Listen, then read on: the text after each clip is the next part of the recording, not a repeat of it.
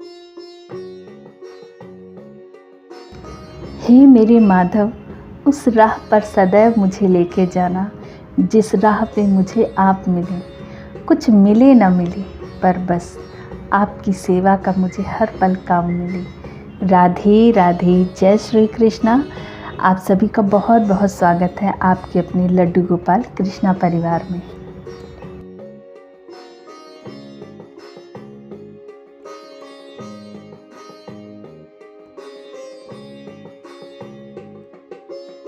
सबसे पहले तो रक्षाबंधन की ढेर सारी शुभकामनाएं आप सभी को। आप सभी लोग अपने पूरे परिवार के साथ, कान्हा जी के साथ रक्षाबंधन प्यार से मनाएं और उन्हें राखी बांधें। आज मैं आप सभी को जन्माष्टमी की कुछ शॉपिंग दिखाऊंगी जो मैंने अपने माधव जी के लिए की है, और जन्माष्टमी से जुड़े कुछ सवालों के जवाब। तो ये माधव जी के लिए हल्की हल्की पोशाक ली हैं, क्योंकि हैवी में बहुत सारी उनके पास हैं। देखिए, कॉटन का ही है, तो ये हल्की हल्की पोशाक मैंने उनके लिए ली है।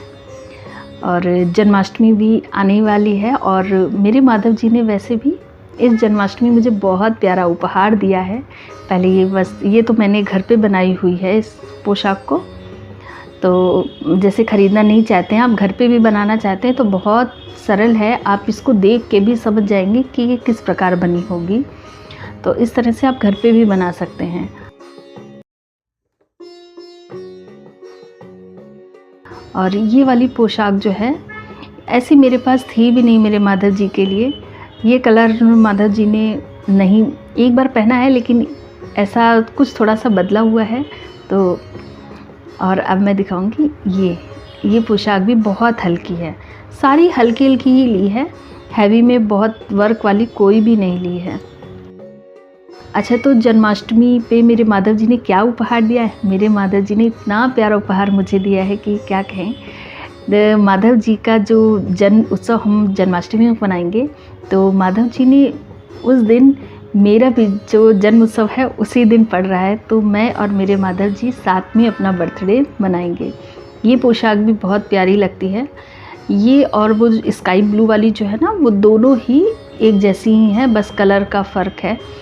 लेकिन बहुत अच्छी लगी, हल्की भी थी, तो फिर 2 ले ली। ये वाली जो ना, ये भी मैंने घर पे ही बनाई है।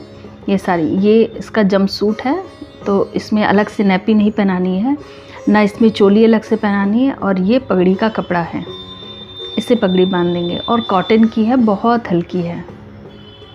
चलिए, साथ साथ कुछ ज़रूरी बातें भी कर लेते हैं जन्माष्टमी से जुड़ी। जैसे जन्माष्टमी के दिन ही अगर कान्हा जी को हम लेके आते हैं, तो उनकी प्राण प्रतिष्ठा कैसे होगी? तो उनकी प्राण प्रतिष्ठा की कोई भी ज़रूरत नहीं होती है। आप अपने कान्हा जी को लाएं, उनका अभिषेक करें और उन्हें अच्छे अच्छे वस्त्र धारण कराएं, झूले पे विराजमान करें। तो देखिए, ये भी मैंने घर पे ही बनाई हुई है। ये भी कपड़े की, मतलब इसमें कोई अस्तर नहीं है, कुछ भी नहीं, हल्की है। तो और ये फ्लावर भी घर पे बना के फिर इसी में लगा दिए, तो हल्की रहती हैं। इस तरह की पोशाक बहुत हल्की रहती हैं। ये मैं रक्षाबंधन पे कल पहनाऊंगी इनको, तो आप सभी लोग दर्शन कीजिएगा। तो जन्माष्टमी के दिन आप कान्हा जी को लाके अभिषेक करें और फिर प्यारा सा झूला सजा के उस झूले पे उन्हें विराजमान कराएं। बहुत से लोग कहते हैं कान्हा जी का जन्म कैसे कराना है, कान्हा जी का जन्म किस प्रकार करें। तो मेरा मानना है कि हम जन्मोत्सव मनाते हैं, जन्म तो उनका हो चुका है, जन्म का उत्सव मनाना है। तो जन्म का उत्सव उनके ऐसे ही मनाएं, उन्हें झूले पे विराजमान करें और अच्छे अच्छे भजन चलाएं, खुद भी भजन गाएं, कीर्तन करें। इस तरह से आप अपने कान्हा जी के साथ जन्माष्टमी मनाएं। ये हमारे माता जी की तुलसी माला, तिलक और उनकी कलंगी। बहुत से लोग कान्हा जी का जन्म कराते हैं, जैसे खीरे में कुछ कराते हैं। कुछ कान्हा जी बड़े होते हैं तो उनको सीताफल में रख देते हैं, कुछ लोग तरबूज में रख देते हैं। इस तरह से जन्म भी कराते हैं। और कुछ लोग फूलों में ढक देते हैं, कुछ लोग पर्दे में ढक देते हैं। तो क्या फ़ायदा, आप इतना कर देंगे उनको कवर, तो वो अपने जन्म का उत्सव किस प्रकार करेंगे बताइए। आप उनका जन्मोत्सव मना रहे हैं तो उनके साथ मनाएं, उन्हें अच्छा सा श्रृंगार धारण कराएं, उनको पालने में विराजमान करें और उनके सामने भजन, कीर्तन, नृत्य करें।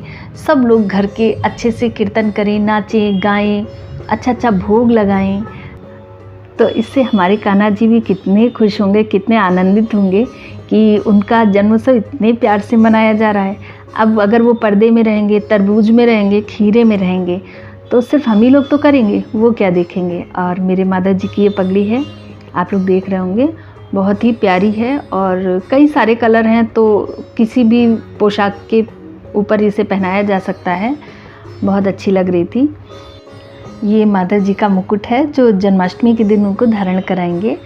और इसकी कलंगी भी हमें बहुत अच्छी लगती है, हम लोग तो बस देखते रह जाते हैं, इसको देखते हैं। इसमें 5 मोर पंख लगाई हैं, ये भी घर पे ही बनाई हुई है। आप लोग भी इसे घर पे बहुत आसानी से बना सकते हैं। किसी भी कपड़े पे, कागज़ पे, किसी भी चीज़ पे आप कटिंग कर लें, छोटी सी स्क्वायर, हाफ सर्कल, कुछ भी कर लें। और मतलब जैसी आपको शेप चाहिए हो कलंगी की, उस हिसाब से आप छोटी मोरपंख या बड़ी मोरपंख जैसी भी चाहें आप उसे चिपका दें और कलंगी आपकी तैयार हो जाएगी। आप किसी में भी इसको ग्लू के साथ, जो ज्वेलरी वाला ग्लू आता है ना, आप उसे किसी के मुकुट के साथ उसको लगा सकते हैं, बहुत ही अच्छी लगती है।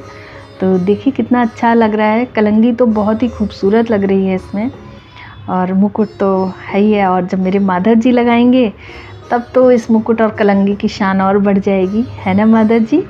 तो माधव जी भी अपना सारा सामान देखते हैं तो बड़ा खुश लगते हैं, बहुत अच्छा लगता है इनको देख के। जब ये मुस्कुरा रहे होते हैं तो बस दिल खुश हो जाता है। तो जन्माष्टमी के बारे में भी बात कर रहे थे। पूरा दिन जो श्रृंगार रहेगा वो रात्रि 12 बजे उसे उतार के उनका अभिषेक फिर से करें और उसके बाद उन्हें नया वस्त्र, नया श्रृंगार धारण कराएं। फिर उनकी आरती, भोग सब करने के बाद उन्हें शयन में दें, जिसे वो भी थोड़ा सा आराम कर ले। पूरा दिन तो वो भी मस्ती करते हैं। और बस इस तरह से आप जब करेंगे ना तो आपका भी मन खुश रहेगा जब अपने कान्हा जी के साथ मनाएंगे। ये 2 प्लेट लाई हूँ मैं अपने माधव जी के लिए। वैसे तो आपने पिछला वीडियो भी मेरा देखा होगा जन्माष्टमी शॉपिंग का, अगर नहीं देखा हो तो आप लोग देखिएगा। मैं उनके लिए सारे मतलब बर्तन भी ला चुकी हूँ, सब है उनके पास, इसलिए मैंने सिर्फ 2 ही यही ली थी प्लेट, पीतल में हैं दोनों और बहुत ही अच्छी लगी। तो कभी जैसे ड्राई फ्रूट्स रखने हैं या मिश्री रखनी है उसके लिए।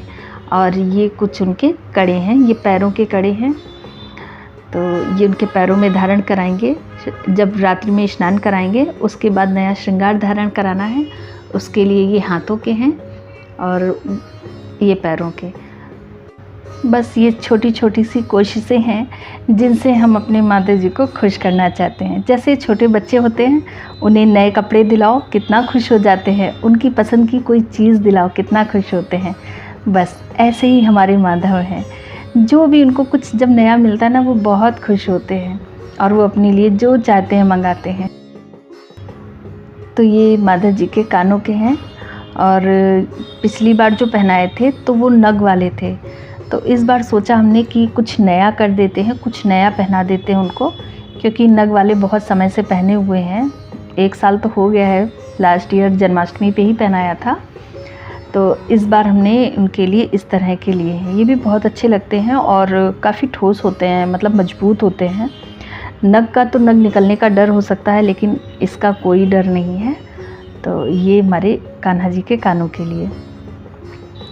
जो भी क्षमता हो व्यक्ति की उसको करना चाहिए, क्योंकि लोग कहते हैं ना भगवान तो भाव के भूखे हैं।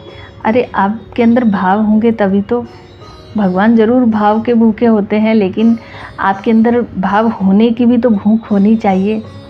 और वैसे भी किसी भी चीज़ का कोई मोल नहीं होता। और ये है माधव जी के गले के लिए एक छोटा सा हार। तो ये भी देखिए, ये हार है माधव जी का। पिछली बार उनको चैन तो थी, उसमें पेंडेंट डाला था हमने, और इस बार माधव जी ने ये हार लिया है अपने लिए।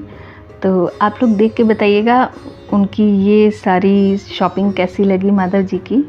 और आपसे भी जो भी बन पड़े, जो भी कर सकें आप अपने कान्हा जी के लिए, अपने माधव जी के लिए, वो ज़रूर करें, क्योंकि भगवान का ही सब दिया है और उन्हीं को ही तो अर्पण करना है ना।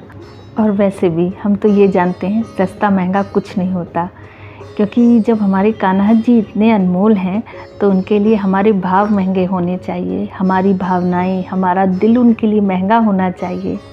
उसे इतना अनमोल बनाए जो हमारे प्रभु ग्रहण करके उसको खुश हो जाएं कि हमारा भक्त हमसे इतना प्रेम करता है, तो प्रेम से बड़ी कुछ भी चीज़ नहीं होती। कुछ ना कर सके, प्रेम है ना। प्रेम से आप जो भी उन्हें अर्पण करेंगे बहुत खुश होंगे वो। बढ़िया सी माधव जी के लिए, अपने कान्हा जी के लिए नज़रिया लेके आएँ, उनको वस्त्र धारण कराएँ, उनको नज़रिया पहनाएँ, और जो भी आप कर सकते हैं वो सब कुछ उनको करना चाहिए। और बाकी छोटी छोटी सी चीज़ें तो ले ली हैं, और भी कुछ चीज़ें जब तक जन्माष्टमी आती है कुछ ना कुछ लेना ही होता है। जैसे उनके लिए नया बिस्तर लेना है, ऐसे ही छोटी छोटी बहुत सी चीज़ें होती हैं जो जन्माष्टमी तक आती ही रहती हैं। अच्छा, बहुत से लोग कहते हैं ना कि माला जाप करो। देखिए, आप लोग भी जानते हैं और सभी जानते हैं, जन्माष्टमी के दिन इतना कार्य होता है कि ना माला जाप का समय होता है ना कुछ। तो बस आप जब भी स्नान कराएं सुबह अपने कान्हा जी को, उनको राधे नाम की एक माला ज़रूर सुनाया करें। और प्रभु को खुश रखने का तरीका तो बस यही अनमोल है।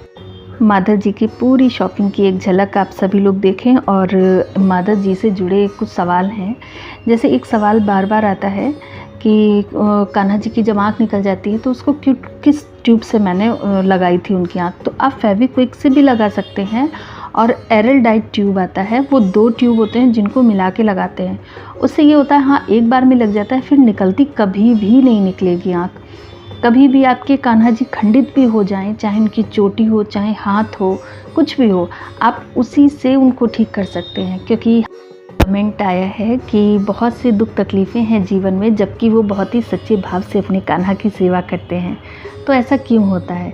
देखिए, ये हमारे अपने कर्म हैं, इस जन्म के नहीं तो पूर्व जन्म के, तो जिसकी वजह से हमें तकलीफ़ दुख प्राप्त होता है। लेकिन प्रभु के साथ होने की वजह से वो दुख तकलीफ़ टुकड़ों में मिलती है। क्या पता बहुत बड़ी तकलीफ़ आने वाली हो, लेकिन प्रभु ने उसको टुकड़ों में करके छोटे छोटे में बांट दिया, और वो आपके साथ हैं। वो आपके प्रभु आपके साथ रहेंगे तो वो दुख तकलीफ़ें आप झेलने में समर्थ रहेंगे, और बहुत जल्दी उन्हें दूर भी करेंगे। उदाहरण के तौर पे सुदामा जी का उदाहरण है। उन्होंने उदाहरण भी मांगा है, तो मैं उदाहरण सुदामा का ही देती हूँ, क्योंकि वो तो मित्र थे, फिर भी उनके जीवन में तकलीफ़ें थीं, और प्रभु ने साथ मिलके उसको दूर भी किया। अपने कान्हा की सेवा बहुत ही प्रेम से करें, राधे राधे कहते रहें, हरि नाम जपते रहें।